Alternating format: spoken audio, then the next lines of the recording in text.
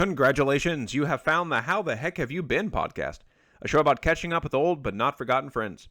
My name is Mark, and every episode I call up someone I've lost touch with over the years and ask them how they are, what the heck they've been up to, and what life has taught them in the interim.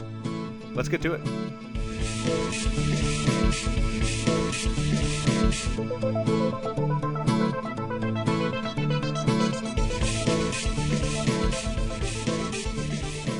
All right, if nothing has changed in the last 20 years, my guest today is the current drum major at LD Bell High School, a tuba player extraordinaire, the anticipated salutatorian of his graduating class, and an extremely well-liked and authentic young man. Steve and I talked about both the intense joys of life and the intense loss that life sometimes saddles us with. It was an honor and a pleasure to talk with him. So without further ado, here's our conversation. Let's do that again. Oh my God. Where are you? Is that your basement?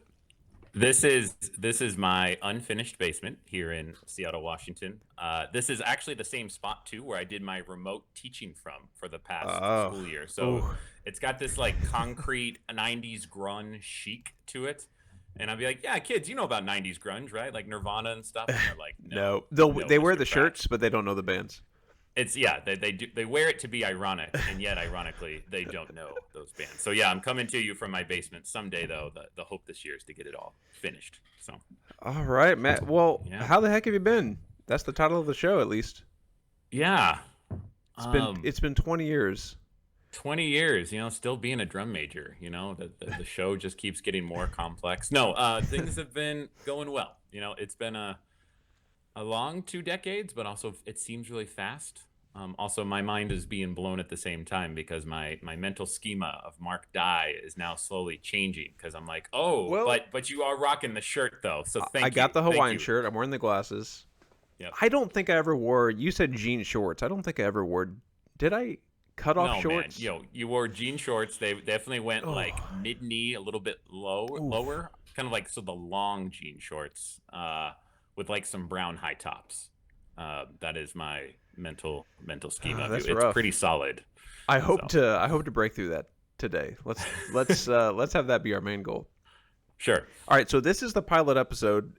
So I kind of wanted to set up where we went to school, kind of what roles you played. You seem like the perfect person to bring on because you were such an icon to us as incoming sophomores. You were the senior drum major.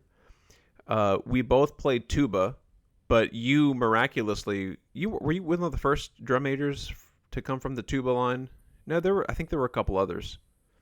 I mean, I don't know all of the years of the LD Bell band and who was drum major and who was not, but at least in recent memory, I think I'm one of the first. I think I was probably one of the first tuba players for sure. All right, and we went to LD Bell High School that's in the Dallas-Fort Worth area, and Yep. The band was enormous, and the years that I was there and that you were there, I think were probably peak. And I actually have some friends that went a couple years after, but my sophomore year, your senior year, we went to nationals. I believe we placed 6th at nationals, and then 4th, I think, my senior year. Yeah, if I'm remembering correctly. Right. And so, that was a huge deal. Coming into, and I just stumbled into it. I happened to be born in the right city at the right time and just stumbled into this huge program. And to have you guys and the tuba line, we'll get into that a little bit with the rules and the guidelines. But that was amazing. There were a ton of sophomore tubas that year. I think like 6 of us, maybe. Mm-hmm. We had Garrett, we had Patrick, me, Brett. Maybe John. It was just yes, John, Billy Goat. Billy Goat. Yeah, that's right. Billy. That's right. We all had our nicknames, I think.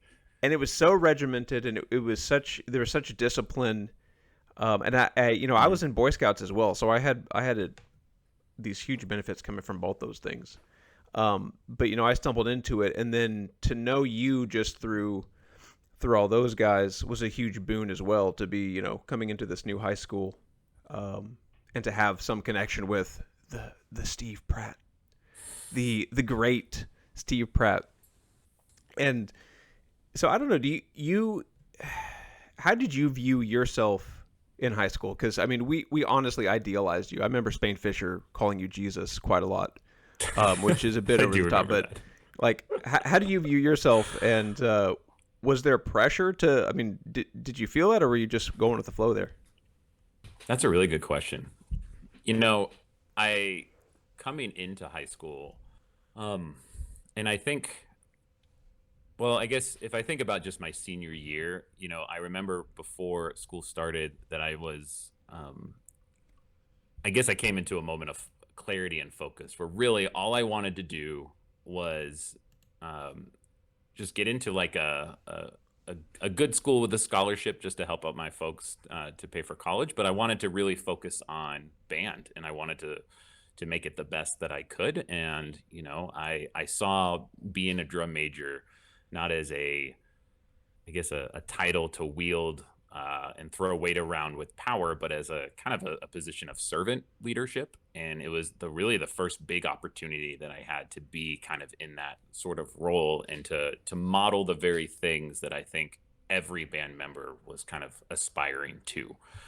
And I guess with that, I never felt the pressure to perform a certain way, but I just had really high, I guess, standards or expectations for myself. And so I didn't always consider myself, and I knew that I wasn't necessarily the most naturally talented or smartest person, but I really wanted to work hard to get to where I wanted to be, and where, if I was asking, somebody in the marching band or to show up at 6:30 in the morning, like I expected of myself to get there even earlier, to be there to welcome and that kind of thing. And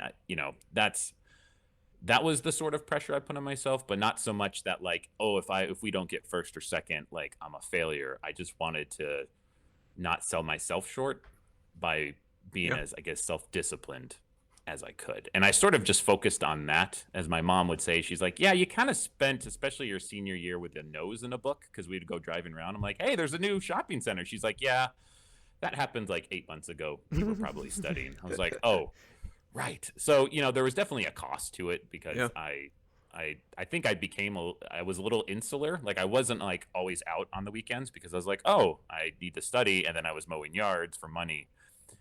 But at the same time, I sort of found a lot of joy in that simple routine and discipline that I think was, now as a high school teacher, I find isn't very common, I guess, to just kind of like, yeah, it's the little things, it's showing up to practice, making the most of it. So I think I don't Well, know if man, that answers your question, I but gotta say you did it effortlessly. And my memory of you is, in general, always having a kind thing to say, or never seeming to be under pressure. But I just remember, no matter who it was in the band, you were just always had time to joke around with them in between practices or after practice. Um, God, that always stuck with me. What's your memory of the tuba campout, and when did that happen? Was that the after tuba marching camp season? out, it was, no, I think it's after I graduated. So it was before Oh, your seriously? junior year. Yes. So it was the summer before I went off to college. Okay, And so we threw together, I think it got was it. Lake Ray Roberts State Park is That where we sounds right. went. And it was a park that me and my family went to a lot growing up. And I was thinking about this. I was like, oh, right, he's going to ask about the camp out. So while I'm like biking to work, I'm like, that's where I do a lot of deep thinking, processing of my life. And that's where I was like, huh, I have very few memories of that, other than just the yeah. good feeling of having been included.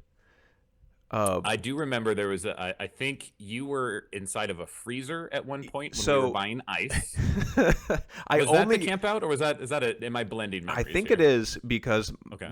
I was yearbook sponsor last year for the high school I taught at, and we did a throwback picture, faculty throwback, and so they Facebook stalked some of the teachers, and that was one of the photos of me in the yearbook. Of it was me in the ice, and they were like, "Mr. Dye, why were you in that?" I was like, "I honestly don't remember. It was such a wild tuba camp out." I was exploring thermodynamic That's properties of right. water, That's right. obviously. You can never I get also it have a down to distinct absolute memory zero. of you jumping over a fire pit and me snapping like the perfect photo, analog, of course, Yes. because what is digital photography in 2002? Yeah. And catching this cool photo of you leaping over the Oh, campfire. that's And I right. was like, oh, that was, yeah, I remember that. We'd like sit around, tell stories, and then, of course, you get that many guys around a fire, we start testing different properties. Was that the campout where we built the where the campfire was huge and got out of control from us, or not?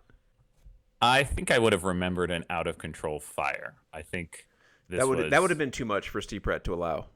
I Uh, think we began a movement of campfires. I think I was part of the first one, and then I think it just continued from there. Now I do remember you taking us to a barbecue place, and I think you were so wound up that it was too expensive for us because you were like, I remember when we got back to your house, you were like mad at your mom, and you were like, Mom, you said that was like a reasonable price place, and I think it was too expensive. And literally none of us could have cared where, our parents just gave us a bunch of money to go camping. So Oh, that's so funny. I have zero recollection of yeah. that. I do remember. I thought we ate out at like a gosh, there was like an Asian restaurant off Bedford Road, near the old post office or something. But anyway, this is also trying to recall 20 years Yeah. ago. So All right. So enough anyway, of old times. Let's sure. actually get into how the heck you've been. So tell me about your college. Where'd you go? Because I have no idea. Yeah, I was one of those weird kids that went out of state for school, and I went to a small liberal arts university called Transylvania University. Go Pioneers! Oh, that's right. That's right. It's it's 1,100 students. It's a liberal arts college in Lexington, Kentucky, kind of down the street from UK.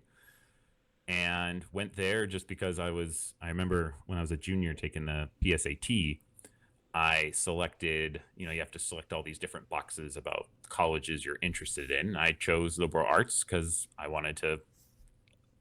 knew I wanted to be a teacher, but I also wanted to like study a bunch of things. And so I chose that, and a bunch of schools that were of the liberal arts persuasion sent me stuff my senior year. And I Transylvania kind of caught my eye. One, because the name, it just sounded Yeah. Of course. academic and smart, of course, and reminded me of video games, Castlevania specifically. Nice. And when I was considering schools, I was in the running for a full ride academic scholarship, and so I was like, oh, okay, I'll look at you, and did Yeah. an overnight stay there, interviewed for the scholarship, and what's interesting is I ended up being on the wait list for it, so I didn't get it, and I was like, you know what, I still liked the school enough. It had like the small campus feel. Chemistry classes were like really small, like 30 to a class. So I wanted that environment where a professor was more of a teacher and less of a just adjunct kind of lecturer or researcher that had to teach. I wanted that learning experience in a small group. And what came to be about a month before the end of my senior year, they called me and said, "Oh, somebody declined it. Would you like to come here with a full ride?" And I said, Nice. "Yes, please." So that's where I went for school for 4 years. Was up in Lexington, Kentucky. So, all right, you said you had already known you wanted to be a teacher, which is kind of a weird thing, Oh, it's weird. but it was Very my weird. experience as well. Like before I was out of high school, I knew I wanted to teach English, and Hmm. looking back, it seems very odd. Very odd. And I remember I went to UNT, and I remember being very relieved when I enjoyed my classes, my English classes, because I thought, I'd only ever had a high school senior AP English, which is, great, but um, delving into those courses, I was relieved that I had chosen well and wasn't one of those people who kept switching majors. But like, where did that Hmm. come from? Like, why do you think you always wanted to teach? I actually had this conversation with one of my students today. They asked me, they're like, "How'd you get into teaching?" And the story's pretty much been the same.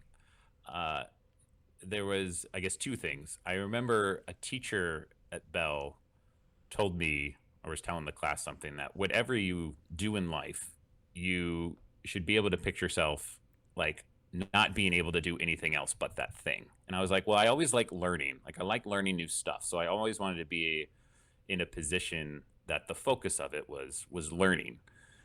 And also at the same time, the second thing was the projects that I enjoyed the most in high school were the ones where you had to present something to the class. You either had to take like a complicated concept and break it down, or you were given something like the Bill of Rights and then had to like connect it to the real world and come up with your own version of it. Like I liked being able to explain things, and I realized, oh, I like learning. I like learning new stuff, and I like being able to explain things, and I like also uh, injecting humor and trying to make boring stuff fun. I'm like, oh, I think I want to be a teacher. And so that's what I knew even before I graduated from high school. And so I guess similar to you, from Nice. day one of college, I was taking education classes. I was checking out schools in the area for observations and writing reflections and stuff like that. And while I think I had a very different idea of where I would end up as a teacher, because I thought I was going to end up back at Bell. Um, Now, being where I'm at, I'm glad that I stayed with it and I've enjoyed it. This is actually my 15th year with Seattle Public Schools. Nice. Well, Yeah. I'm gonna circle back to that in a second. How why you Yeah. didn't end up back at Bell? But Yeah. I was gonna say this is gonna sound cheesy, but as you're teaching, it really is just a continued learning process. Totally. I did not enjoy Shakespeare that much as a student in college. I was one of those egotistical, like, oh, Shakespeare is overrated. And then I started teaching it. I taught Romeo and Juliet. I think I've taught it every year. I have taught it every single year I've taught, which I'm on year 10 now. And man, I learned so much. And you learn the brilliance of what you teach as you're teaching it. Mm. It's like this continued process of opening up and mastering a concept, and knowing that your students aren't mastering it at the level you now have mastered it, and it's like this just a great cycle that continues, which Totally. sounds super cheesy. But I think that there's probably a lot of teachers who don't have that mentality. I think some teachers aren't in it to learn. They're just, they're sage on staging it constantly, which is a Mm. shame. But okay, so yeah, how'd you end up on the West Coast? So you went to Kentucky, Yeah. and now you're in So Seattle. when I graduated from school, I was going to move back home and, you know, look at positions at LD Bell because I really enjoyed my time there. I Replace Miss George. enjoyed, yeah, I enjoyed the teachers, the learning, just the environment. And I don't know, I think I'm a little bit of a sucker for the hometown nostalgia a little bit. Like I just wanted to kind of pour back into the community that I felt poured so much Yeah. into me. But there was this moment that happened between my junior and senior year of college. I did an internship with a organization.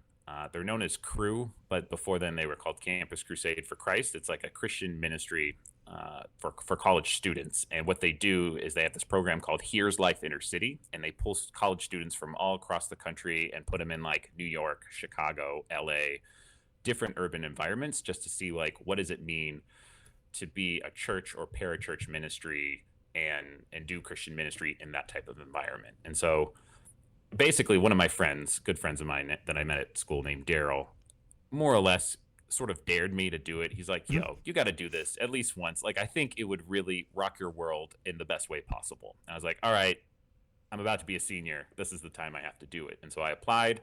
I got accepted to the Chicago kind of branch of this. And while I was there for, I think, 8 weeks, we helped with different Christian ministries more or less on the south end of Chicago. And so this would either be a community center, it could be a senior center, it could be an actual church. And there was even kind of like, we didn't actually go into the schools since it was summer, but there was a lot of community centers that partnered a lot with the schools. And anyway, just being in that community for kind of 9 intensive weeks, I got to see, I guess, just a different side of our country that I just never, I guess, thought possible. In a lot of ways, I think I still had a lot of naivete that I thought sort of that every high school was like LDL high school. Yeah. Like, I know that sounds corny, but like Yeah. as a 21-year-old, that's from the suburbs of DFW that had a marching band program with probably a budget that's Yeah. twice my current salary, right? There was all these things I just wasn't aware of. And so seeing that and living in it and meeting the people who were living in it day in and day out and committed really their life to showing the love of Jesus in a pretty intense urban environment, it just really brought me pause to be like, is going back to Bell what I'm supposed to do, or is it what's most comfortable for me? And so I really kind of wrestled with that question of vocation, of calling, of where am I to be? And so as the graduation deadline for college in 2006 was looming, I was like, where am I going to go? And then what kind of the other thing that was the curveball in this, a very lovely curveball, I will say, a 5'9" brunette curveball in all of this, is that during the Here's Life Inner City program, that's where I met my now wife. Her name's Kirsten, and she was from the University of Wisconsin. And funny story, you'll like this. When we all met there on the day one, we were staying at the Illinois Institute of Technology campus. We were actually staying at a college campus where we stayed for all 9 weeks, and we would take the L or the bus to the different ministry sites. Anyway, when I first walked in there, there's probably 20 other college students, and I was not in. I didn't want to have a relationship that summer, so I thought I would advertise that clearly on day one by wearing my periodic table shirt. And so I walked in with my periodic table shirt, and immediately she was just like, "Hey, nice shirt." I was like, "Oh, um, thanks." And so I was like, "Wow, here's a gal who she said it in like a genuine way." I was like, "Oh, she appreciates this chemistry shirt. Okay." And then like in future interactions, she has a wonderful sense of humor, and you could say that we had chemistry, if you will. Oh, you went there. You did it. I did. Dad joke. I just had to insert that. Man. So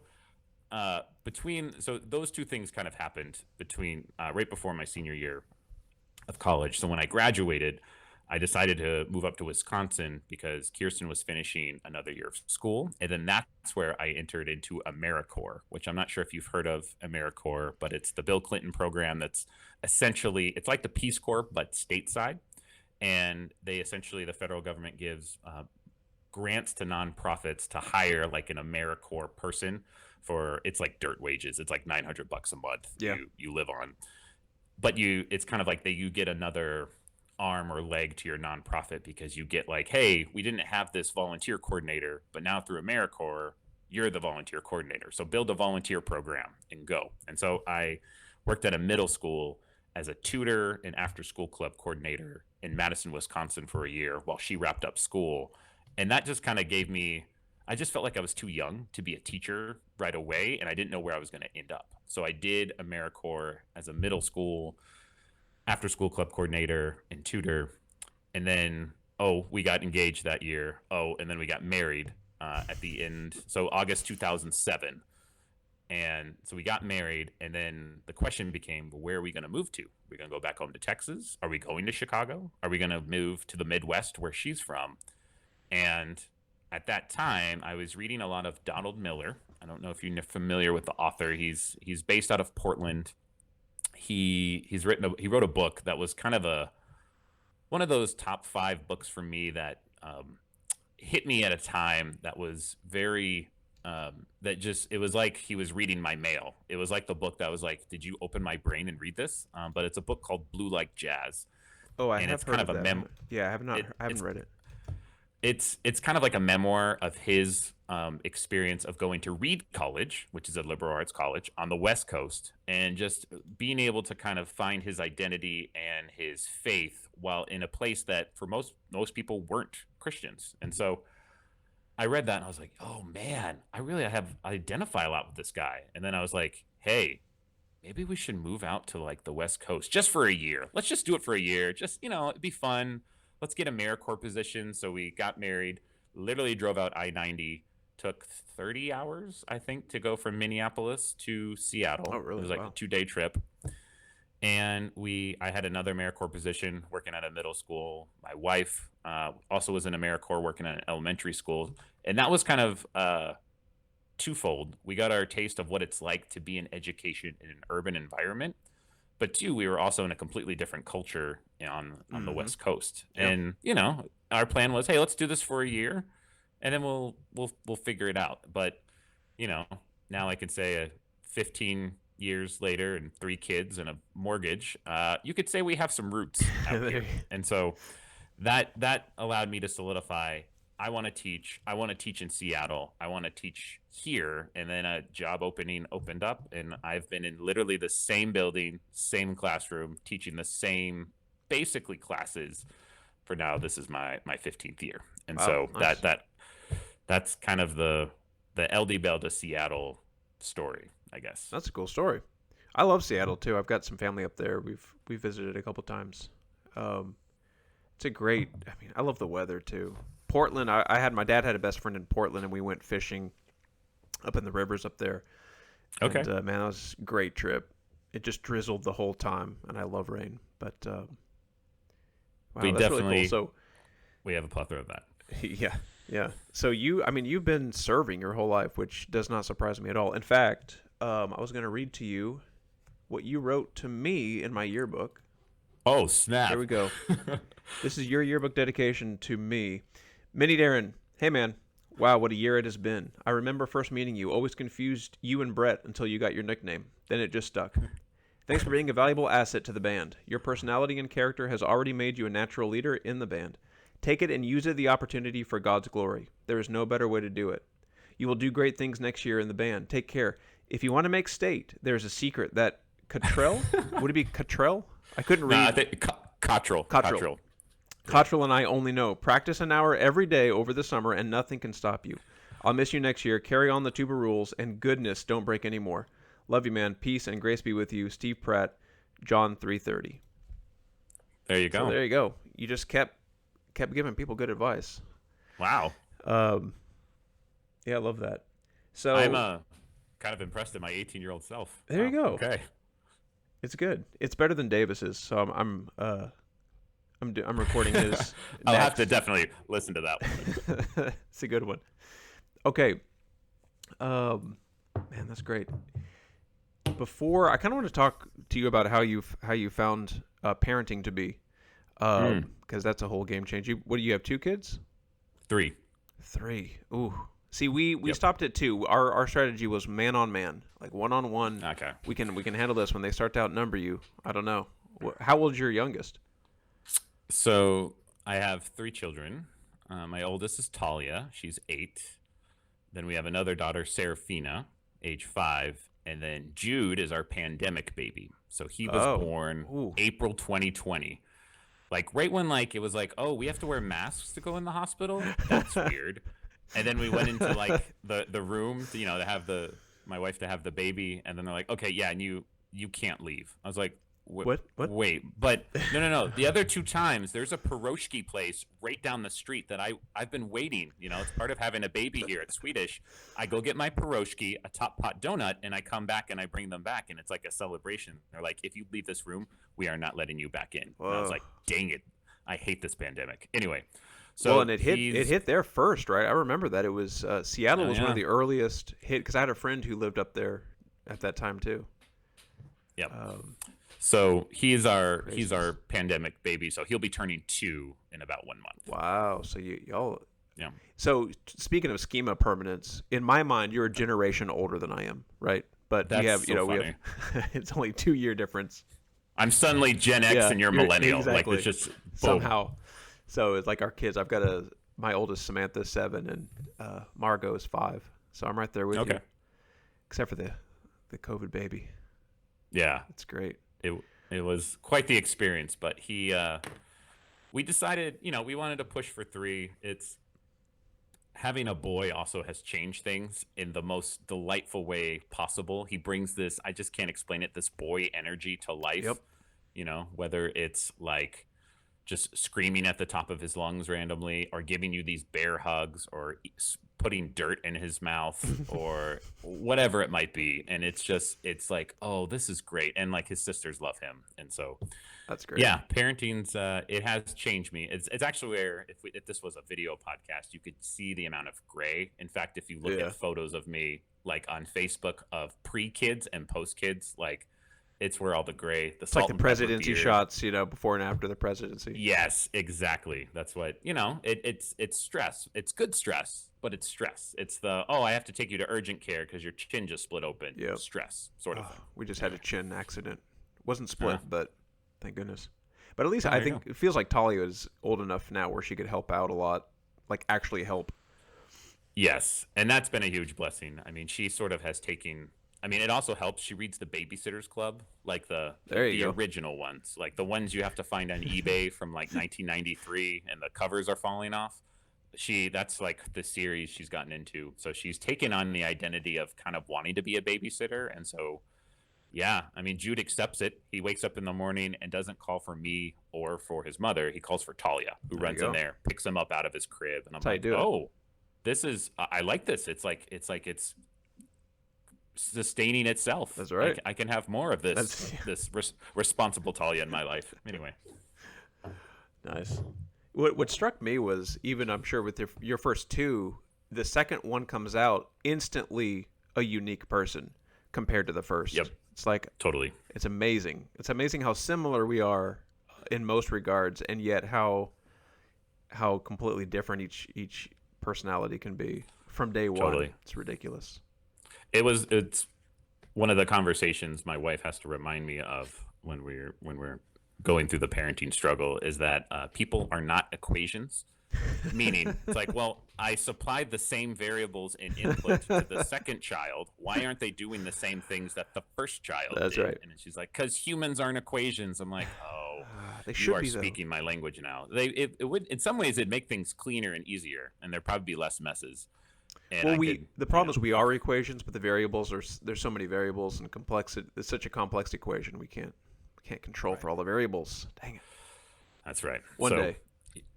it's been so much cool just to see confirm the hypothesis with the third one that we really are all different. Yeah. So So have you always taught You've taught nothing but chemistry, or do you do I've any other taught sciences? I'm sure you're.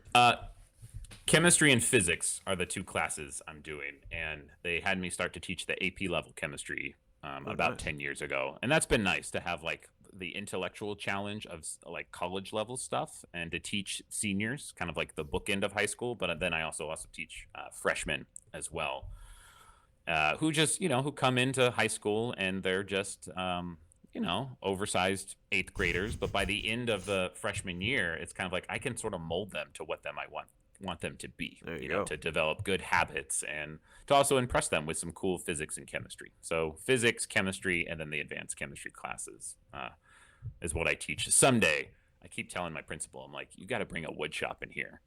That's Yeah. another hobby I got into a little bit before the pandemic started, and it sort of exploded, is woodworking. So I like working with my hands. I find for me that the one of the best things you can do for rest is if you work a lot with your brain, as we do as teachers. When you relax and unwind, you do something with your hands. And so I don't know what leadership book I read that in. I'm sure I read that somewhere, but I've sort of taken that on. I'm like, oh, that makes sense. Like I love to go out to my garage, blast some 80s music, Yep. and build like a table or something for my family. It just is. It's soul satisfying work. That I'm like, oh, I made this. My family's going to use this. Somebody's going to spill something on this and stain it, but Yeah. it brings that history, and that I made something just brings a balm to my soul, I guess. Well, the teaching is such a heuristic. It's like almost impossible to know what impact you've had, and to what extent Oh, the totally. impact has been made. And Mhm. and woodworking is like, here's algorithmic. Here's something I produced. It's here. You can see Right. the value instantly. That's what I've found with my artwork. I'm like, man, I can control this. I can like finish this and make a print Yep. of it and just have it in a package. It's great to counterbalance that. But I've been doing. It was funny because for some reason, Facebook suggested that group for me, the end grain cutting boards, and I Oh don't yeah. I don't make them, but I just thought this is kind of an interesting group. I was oddly specific, so I joined it, and it's just crazy the the community out there, like international community of end grain cutting board makers, and you'll see somebody post, "Hey, this cracked," or "The glue isn't setting right," and there's 48 comments like, Yep. instantly. Like I love this world. This is great. Yeah. One of the best projects I've made, I think, 3 ingrain cutting boards, and I made one for my wife for Mother's Day, and I had the kids help me with like the glue up stuff, where you Yep. glue it up and then you roll it on there. And then I didn't have them helping with the sanding because it's hours of sanding just because of the Loud wood too, right? fibers being like essentially perpendicular to the Yep. sandpaper, and so it just takes a lot longer. And then I used hardwoods like purple heart and hard maple, and it just takes a long time to sand those down on the end grain. But it's yeah, whatever mistakes you make in woodworking, unlike I guess fine marker work like you do, you just buff it out with sandpaper. I'm like, oh, There made a you go. mistake. sandpaper, sandpaper, sandpaper. I know it's probably a little bit more complicated if you make a mistake because you're like, oh, didn't want that It's hard. there. There's some I cannot fix. Yeah, I'm doing this involved commission right now, and I misspelled the name on it, and I had a fix for it, luckily, but I can't. You can't erase marker on soaked into paper unless you cut out right. like so. Anyway, that was But my. it's probably something only you would see, right, as the artist Well, or the no, I mean maker. it was like. Anyway, this was a Anyway, bigger mistake than I've usually made. Usually, it is that kind where nobody would notice anyway. But um, yeah. So, how much woodwork are you doing now? A lot, or is it still just a little hobby? You wanna expand? Because I'm I don't loving think it. I'll ever expand to a business. It's definitely the hobby level. I have a list in my journal of like at least 20 projects that I want to make as gifts for friends. Anything as simple as like, oh, a Texas state outline to, oh, it'd be nice to make some coasters for this person or a cutting board. But the list kind of is getting long, and I find, and maybe you find this as well now, that with 3 kids and activities and teaching, um, and being involved in our church. Like I get about 3 hours on a Saturday where the girls are in quiet time, my son is sleeping, and I'm like, okay, I have 3 hours. Yep. Do I take a nap? Do I work out? Or do I do one of the many like projects I'm trying to just fix around the house? Or do I go out to the garage and start something new? And so most of the time I choose workout because I want to live long for my family or fix something that broke around the house. So and that's okay. Like it's a Yep. season of life that I've learning not to prioritize efficiency or expediency, but really trying to prioritize presence, like Yep. being there, seeing my kids, listening to them, talking to them about their day, and not trying to get stuff done. I think college and even teaching has really drilled like I need to maximize every single second of we work from bell to bell, children. This is what we're going to do. That's But when right. I'm at home, I need to completely flip that script and unplug so that I can be the best husband, friend, and father that I can be. And so that means like, you know what? I'm not going to touch woodworking maybe until the summer, and I'm going to learn to be okay with that. So during the pandemic, that's a different story when we were like home all the time. And I'm like, well, I finished my 6th period and it's 2 o'clock and I'm already home. Maybe I'll go mess around in the garage for a while. But uh, now that we're back in person and things like that, it's definitely more of a pickup when I can sort of hobby. And I think too, the other thing that I appreciate about it is in a lot of ways, it reminds me of my dad. Did you ever meet my dad by I chance? think once on when we got back to your house for the camp out Okay. from the camp out. I'm curious what your memory is of him. Can I ask? My strongest memory is of your storytelling of the surgery story at the breakfast table. We won't recount that, but the impression I got was a very forward, pragmatic, Yep. maybe a little bit brusque, um, Sure. and but that's my only impression. I think you captured a lot of it well. My dad was also very mechanically inclined, and so built hot rod from the ground up. Wow. Just kind of a jack of all trades, and it was something I didn't pick up when I was a kid, namely because I think I was just drawn to academics and to books and to studying and to practicing the tuba 1 hour a day, so I could Hmm. hopefully make all state and things like that. And Got my so, mouth. I still got my mouthpiece right here. I just hey, completely accidentally I nice. saw it up on my shelf. It's like, hey, there we go. Very oxidized if I Yes. do say so myself.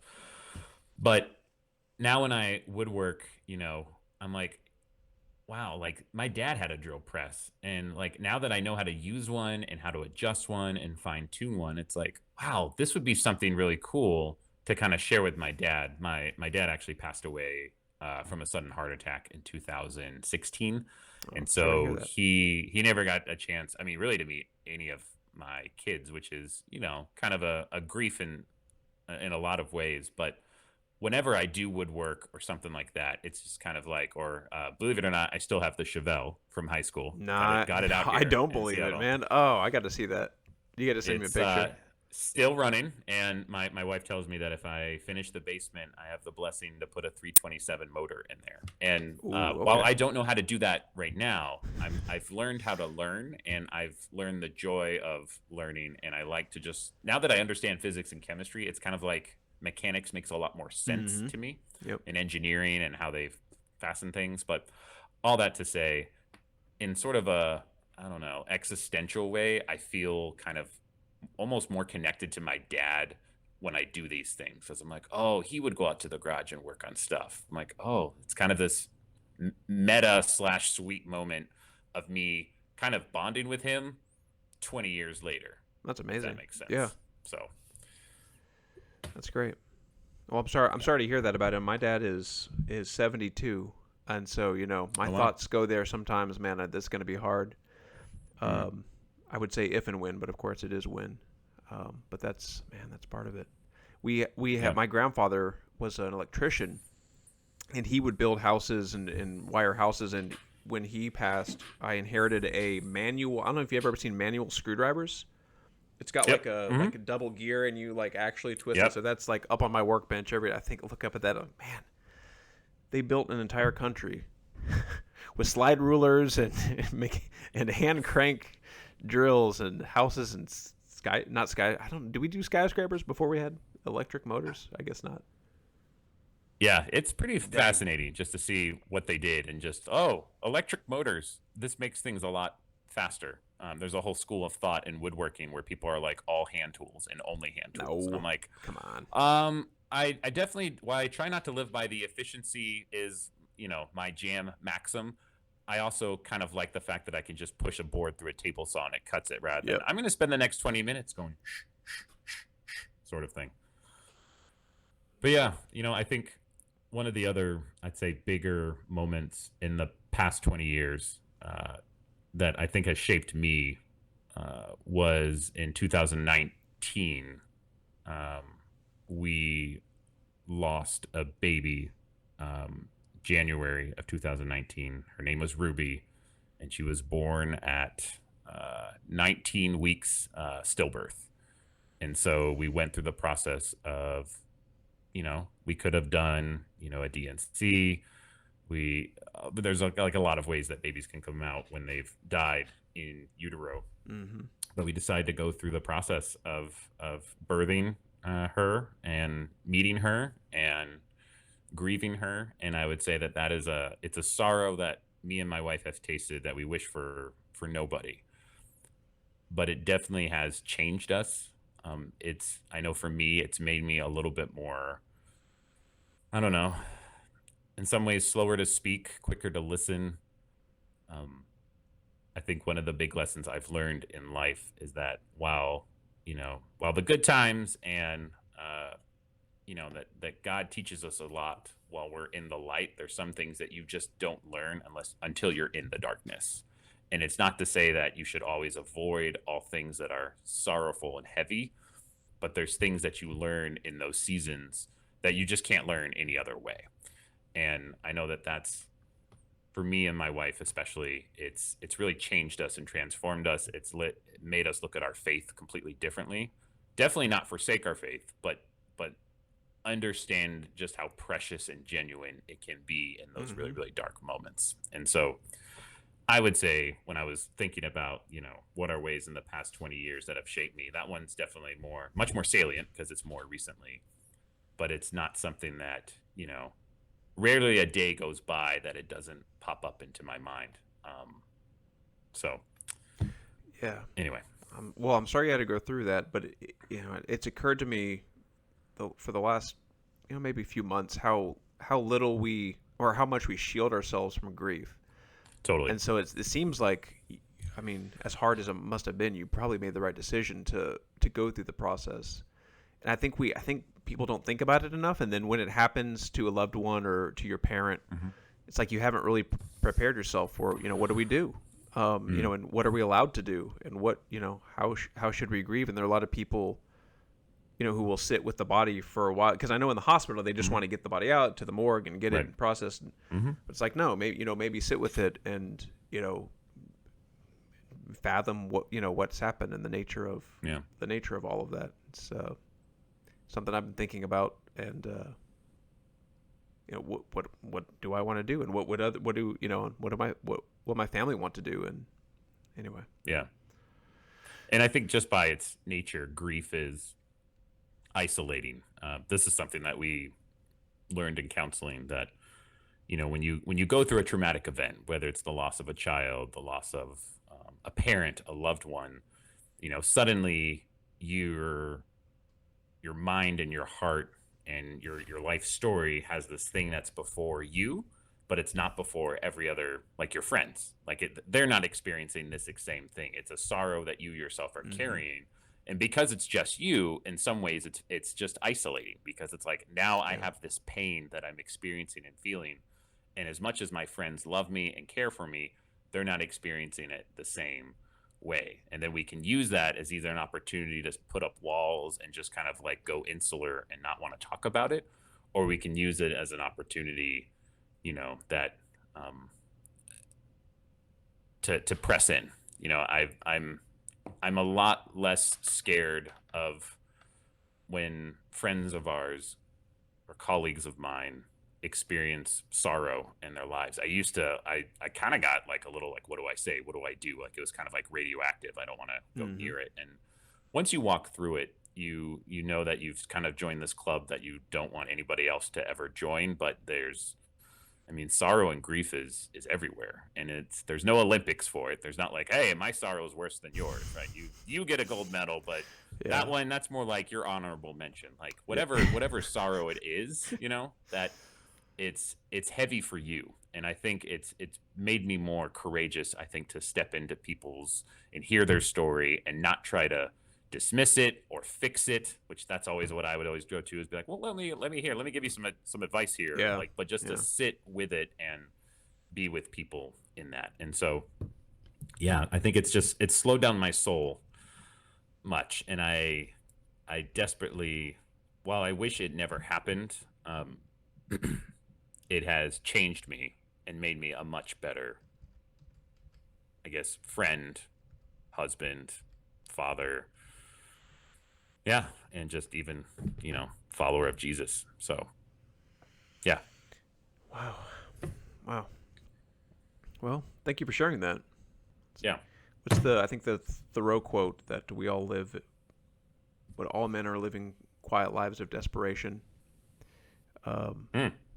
Right, is I'm probably butchering it, but yeah, there, like you said, I'm sure there's a lot of grief out there, and I'm sure a lot of people are hiding it. It's like, maybe, did you have the experience of tuning into it after that experience of noticing it more per se, or being more sensitive to people who may be experiencing it around you?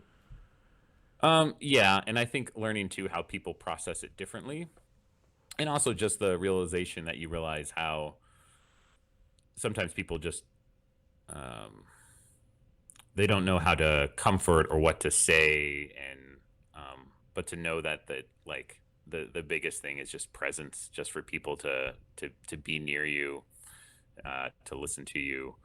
And so, it just made me more sensitive to it. And even like as a teacher, when I would learn of stories of what was happening with some of my students, like I would be just a little bit slower to judge, slower to try to get kids like, well, you need to get your stuff together, sort of thing. But it would just be like, yeah, that's hard.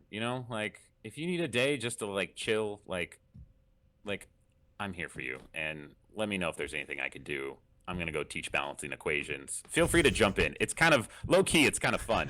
But if you need some time and space, feel free to do that. So yeah, grief changes you, but it changes you. I think it can change you for the better. And so that's sort of a thing that, in the past 20 years, and really it's in the past, I guess, 3 years, that has, forever changed me, I would say, for the better. So. Okay, so let's this is going to be a hard transition. That's okay. This is going to be pro transition. This is going to be full grind the gears into the challenge. This is your personalized challenge, right? Okay. This is a quiz. You're a teacher. Okay. I'm a teacher. Okay. This It's is like a game 10-question show. quiz with a bonus question. Classic, old school. Yep. But before we do that, I have a prepared statement for you. Is this like a legal thing? This is before that. This is me trying to be authentic. I'm going to try to say this every Gotcha. episode. So I am sincerely grateful and better for having known you. You are just one of the hundreds of kind, generous, and benevolent people I know in a world where we need every single one we can get. Please keep being awesome and doing awesome things, all right? That's it. I accept. And I mean it. I'll do my best. Okay. Tuba section rules and guidelines quiz. Oh, Lord. Fill in the blank. This is rapid round. You have 7 seconds per question. I will give this to any tuba member that I interview on this podcast. All right? Okay. See how well you do. Number 1. Rule 1 of the tuba rules specifies you may never pick up a blank in any form or fashion. Color guard flag. Correct. Ding. Number 2. Rule 6 states that blank must be worn to all pep rallies unless a formidable excuse presents itself. Garbage bags. Correct. Clearly. Ding. Number 3. Rule 16 mandates that anytime anyone screws up, the phrase blank must be sounded. Was it My God Mini Darren? Yes, correct. Oh, you are, what are you, 4 for 4? No, 3 for 3. Why does my steel trap of a brain? Rule 19 states that pink shorts can only be worn by blank. Garrett Rosser. Garrett Butch Rosser is correct. Number 5. Rule 31 informs us that blank is not a drummer. Steve Pratt is not a drummer. Can I just tell you, though, that I do drum now for my church? Nice. The Okay, drummer so for the worship band. So you have broken one of the rules. yes. All right. I acquiesce. Number 6. Rule 39 cautions that blank should not be worn with the sousaphone unless the individual wants a possible malignant scar on their posterior neck region. You must use the correct term, Steve Pratt. This didn't age well, but you must say it. I'm picturing what it is. I'm just trying. I'm losing on the. It's like a white pad that. What do we call it? I'm trying to say shoulder pad. Shoulder sissy pad. Okay, that's incorrect. That's different. So let me read it again. Rule 39 cautions that blank should not be worn with the sousaphone unless the individual wants a possible malignant scar on their posterior neck region. They should not wear this thing. 3 seconds. I remember we gave people a hard time about the pad. Tank I want tops. to say it's the sissy pad. Tank tops. Tank tops. Or the word was wife beaters. Again, didn't age well. It didn't age well. A But shirts. The A shirts, I believe, is the. all right, so you've only missed right. one. Rule 44 states that the code blank sign above the color guard door may never go down. If it does, it shall be immediately replaced. The kleptomaniac who purloined this relic will have to answer to Paul Ashcraft. Oh, I love that word, purloin. It covers so many sins. I would say it was a number. Wasn't a prime number. 12. 12. Was it 12? Correct. Yes. Holy crap, man, that was good. It wasn't a prime number. Oh, jeez. This is Okay. how my mind works. This is amazing. Code 12. Davis is not going to do this well. Number 8, Rule 55 informs us that the blank dance is the official dance of the tuba line. We had 55 plus rules? What We the had heck? there were 64. The was it the Vanilla Ice thing? No. Was it the no? Was it? Oh crap! I'm under a timer. The Time's up. The Mad Skills dance. Mad Skills. Yes, Paul Ashcraft. Was that when we swung the sousaphone this way? I Was believe that- so. I believe Yes. so. Okay. Let's see. Oh man. Number The 9. memories. Rule. Did we have more than 55 rules? Rule 9. Number 9. Rule 57 states that the blank dance should die with Steve Pratt graduating. Yes. That's- It was the Cypress Hill Vanilla Ice. Correct. Thing. What Correct. was The name Vanilla for Ice it? dance. Yes. Yeah. Okay. And number 10, Rule 60 correctly states that blank is and will forever be the prettiest member of the tuba line. Oh, what was his name? I want to say Patrick Stewart. Yeah. Oh, you're so close. Ewart. I'll give it to you. What was the last name? Ewart or Ewart, Ewart. Oh, yeah, that's right. Okay. I can still, again, mental schema. He's like a 15-year-old kid still in my brain. With spiked hair. That's funny. With spiked hair. bleach blonde hair. Because boy bands. That's right. Early 2000s. And your bonus question, Rule 46 states that during the right sectional time, the blank drill will be administered with full explanation and execution, leaving all other sections to grovel in his perplexing wake. Oh, was that the one where we went like 16 to 5, 8 to 5, 3 to 5, 4 to 5? What Yeah, did we I believe so. Oh, what was the blank drill? The screaming death drill. It had a name. Time's up. The Gary Stout drill. Oh, Gary There you Stout. go. That's a legend. That's a legend right there. And his sister was my class, Katie Stout. That's right, Katie. Yeah. Okay, that's a pretty good. So I believe that was an 80. I'll go back and I'll check the score. Hey, but that's not these bad. get degrees. These get degrees. I mean, you've got to get the highest score of anybody who would have taken that at random. I would have failed. I also feel like I was 90% responsible for writing most of those. Yeah. And putting them in that box, whatever that tuba box was, with all of the electrical tape. What else? We had the smell of valve oil is coming back to me suddenly. Yeah. Oh man. There's a rule about that, about throwing any odds and ends possible into the That's bit right. box. Bit box? That might be right. Maybe not. Maybe I think we just call it the tuba box. The tuba box. Good. Oh, good that times. was fun. Good times. That was fun. Thank you for coming on. Thank you for sharing. Yeah. I think that was a good episode. I think we had fun. How'd you feel about it? I really enjoyed this. I've been actually looking forward to it for a long time because I enjoy the long form sort of interview when you sit down with somebody, especially like it's cool to talk with somebody I haven't literally spoken to in 20 years. Right. And in some ways it feels completely natural. Like I feel like I'm 18 and you're 16 still. I don't know if that's a compliment or an insult or both, but like it's just kind of like it feels natural.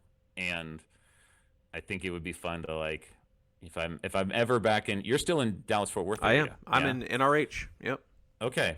Theoretically, I'm trying to help plan my 20-year high school reunion now. So if I do make it back, maybe I'll hit you up and we can. You got to ride my dad. You ride your bike to my dad's house and we'll meet up. That's right. You know. All right, man. By the Northeast Mall. That's right. Exactly. Good times. That was crazy. All right. Well, I appreciate it. Enjoy the rest of your life. If I don't talk to you, we'll have to do like a season. We'll have to do like I'll bring you back, man. We'll do a sequel a couple years down the road. Yeah. Yeah. I hope that I did well to honor this cool podcast that you started, and I'm if I'm guest number 1, I hope that I started it off to a good trajectory. And you have so many fangirls that are going to be swarming to this thing. It's going to be great. Stop it. All right. Memories. All right, man. Have a good one. All right. Take Thanks. care, man. Bye. See ya. All right, that was the show. Thanks for listening, everyone. Today's episode was recorded by Mark Dye. Our editor is Mark Dye, and he is also the executive producer.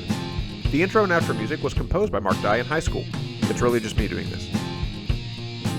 To support the How the Heck Have You Been podcast, visit artbymarker.com and buy some cool art. Thanks, y'all.